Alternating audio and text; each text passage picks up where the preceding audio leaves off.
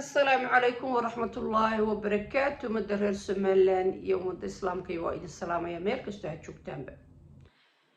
المركة هروحان لا هاي إن همبليو قولي قبنيو إذا ماذا قارن كالسومالي لان بريغة شوغ السومالي لان يبلشة غير بريغة بريغة السومالي لان كنول waxaan idin leeyahay guul iyo gobonimo. waxaan leeyahay madaxweynaha qaranka iyo dawladda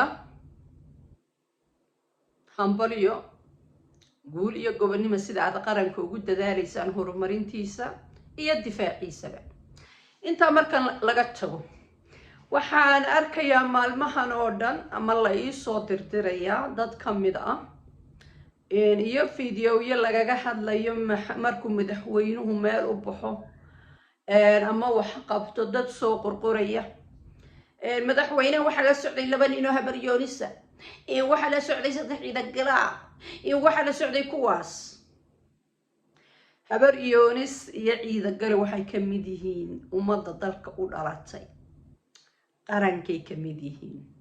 laba madaxweyne kasta iyo dawlad kastaaba waxay isku wareejisaa oo ay la shaqaysaa cid allaale iyo ciddii ay isleeday way kula shaqayn karaysaa, ama mid habar awala ha noqdo, ama mid habaryoonisa ha noqdo, ama mid habar kale ha noqde madaxweynahu waxa uu la shaqaynaya ciddii uu filayo inay la shaqaynayso.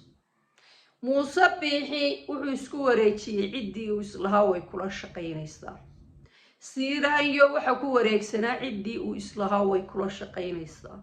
cirana waxa ku wareegsan intii uu isleeyay way kula shaqaynaysaa oo howlahaaga siyaasadeed iyo hoggaanka dalka xaggaad u wado ayay kula wadayaan.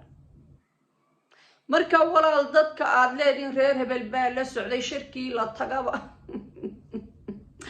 وعلى مركو ميرو بعد أفر هبل يوريسا لا سعده هبل لعيد القرو وهكاسيناني نهبل أبو قبي dadka aad tirinaysaan aad sheegaysaan waa muwaadiniin reernimadooda wax idinkaga jiraan ma jiraan. waxa kaliyood kula xisaabtami kartaa maxay dalka u qabteen maxayse ka qabteen ee qolama yihiin kulama xisaabtami kartid. dadka aad reerahooda falanqaynaysaan waa muwaadiniin reer Somaliland ah. ilaa ayaaman waxa la soo jeedinayaa in la yiraahdo jaamac gaabush waligay mana maqal mana arag idinka ka hor, laakiin hadduu muwaadin yahay dalkiisa u shaqaynaya oo madaxweynaha la shaqaynaya jaamac gaabush waxaan leenahay hambaliyo. maalinta aan dhaliilayno eenu ka hadlayna waa markaanu aragno wax dadaalka iyo shaqadii loo dirsaday dalka ka duwan ay qabtaan ay la shir yimaadaan. maalintaasaanu ka doodaynaa. maanta aniga waxaanad iigu soo dirdirin ilaa hadda waxaan arkaa waddankii inuu u socdo tubta toosan. waxoogaa dawladda waxaan ku dhaliilayna waxoogaa bariga Somaliland dhaliil kale maaha, laakiin inay iska jiraan oo ka digtoonaadaan ayaanu rabnaa. reer hebel baa la socday iyo maalin dhaweyn qosolkii baa iga dhammaaday. dadkan loo abtirinayaa waa iyo miyaanay muwaadiniintii dalka u dhalatay ahayn.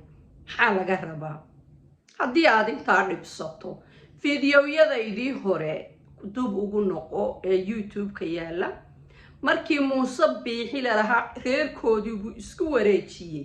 waxaan lahaa muuse biixi reerkoodu waa muwaadiniin dalka u dhashay xaq baanay u leeyihiin inay hoggaamiyaan.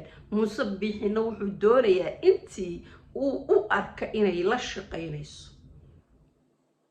marka dadka reeraha u abtiranay waxaan leeyahay ummaddu waa wada muwaadiniin xaq baanay leeyihiin inay ka shaqeeyaan ay u shaqeeyaan dalkooda. ama habaryoonis ku sheeg ama ciida kale ku sheeg ama cid kale ku sheeg waa muwaadin dalkiisa u shaqaynaya. waxaad kaliyood xaq u leeday inaad wax ka sheegto waxay qabanayaan ee reernimadooda iyo nin habaryoonisa ciro ag taagnaa iyo nin ciidagala aba hebel ag joogay wax macnoy samaynaysaa ma jirto waa muwaadiniin xaq bay u leeyihiin dalkooda hogaamiyaan guul iyo gobonimo ayaan leeyahay qaranka Somaliland dawladda Somaliland madaxweynaha Somaliland ciidanka Somaliland iyo guud ahaanba ummadda reer Somaliland khayr iyo barako in isku ogna. Assalaamu calaykum wa rahmatullaahi wa barakaatuh.